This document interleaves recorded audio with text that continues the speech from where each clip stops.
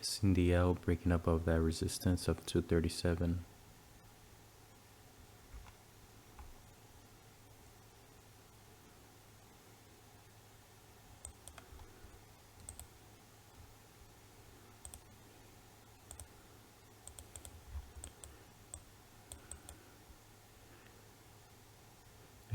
Broke below VWAP, broke right above it, came back down, retested VWAP. After this pivot, which is a higher low here, came back up towards resistance, previous resistance, and now it's testing that area.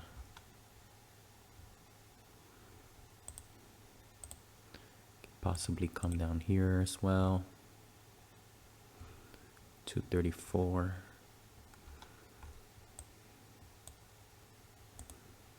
Now this one has a enormous float of 1.53 billion. There's no clear catalyst other than cannabis stocks are trending. The spread is 1 cent. The volume is outrageous. It's at 605.38 million. On average, it trades at 457.97 million.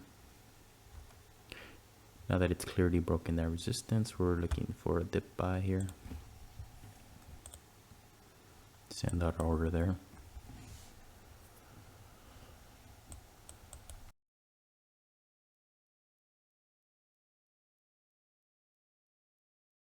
Since the float is so big and large, it's gonna move kind of slowly, like a big hot air balloon.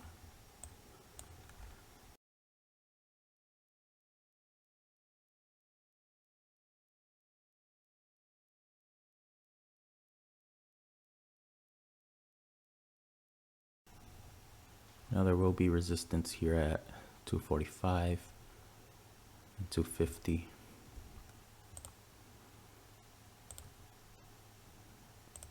Right above that, 244.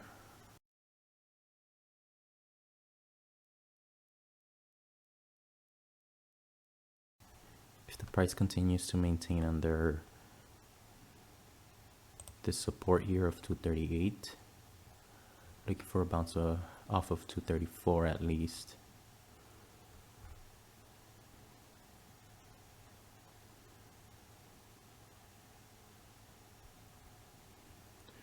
But we're gonna get rid of some of these lines still.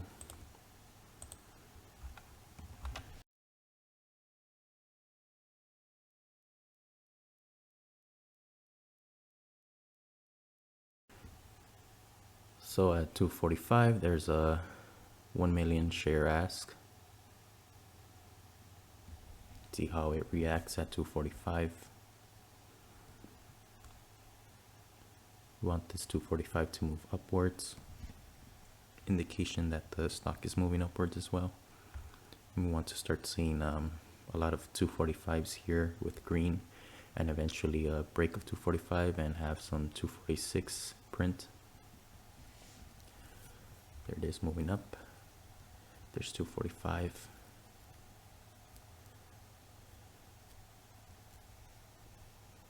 Looking to break that wall.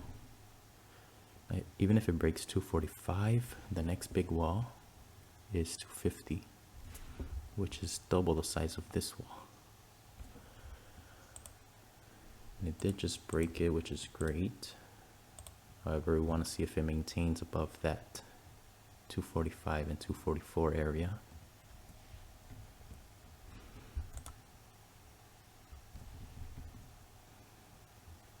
Heading towards 250, 2.29 million share seller. And also our take profit is above 248, which just broke above now. Yeah, so the previous high of day was here on top of this candle at 248, and it just broke above that. Now it's testing 250. And that wall is getting smaller, slightly smaller. So if this wall is powerful enough, it can make the stock pull back all the way down here towards 244, 245 once again.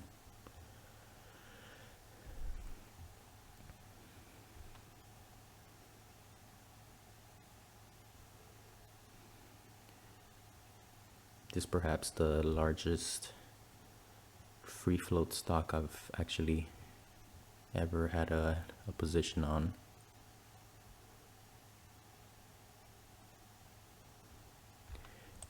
And then definitely like in this trend, if it maintains this trend on a more upwards trajectory, that's awesome.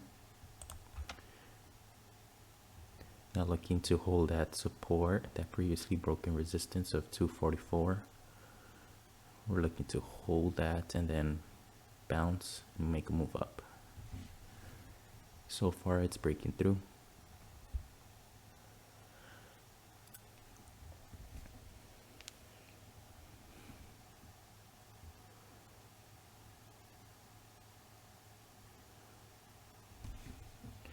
Now if it starts making its way back up, that wall of 250 is still there.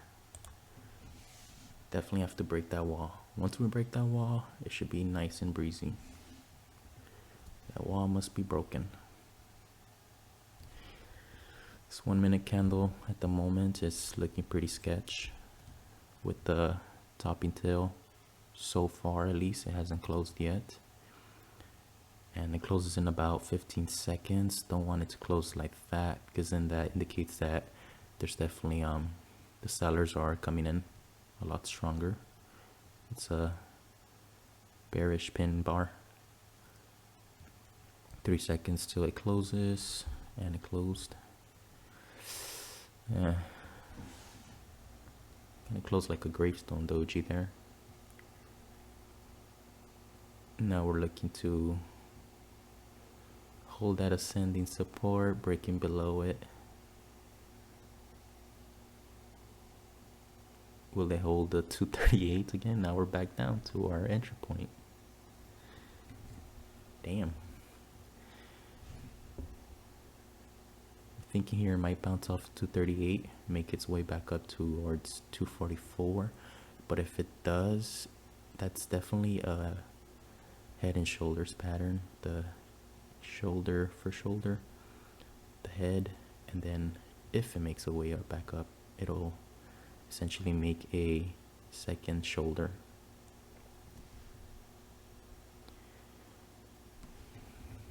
Well, this is not necessary anymore. It's definitely the break of a trend.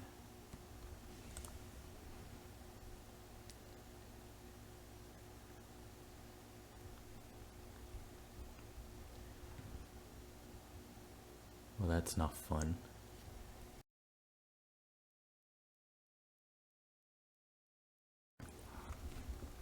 That was a huge sell-off actually. 20-cent drop right there. Lesson learned, as soon as it broke above that 244 and 245 area, what I should have done was I should have raised my stop loss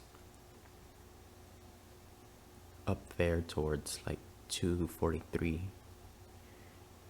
just in case this happened. But too late for that. Now we have to learn our lesson the hard way. So quickly it could change directions.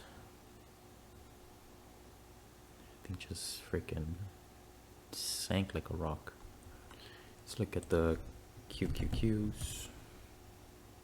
There's our problem there. The entire QQQ ETF is pushing back,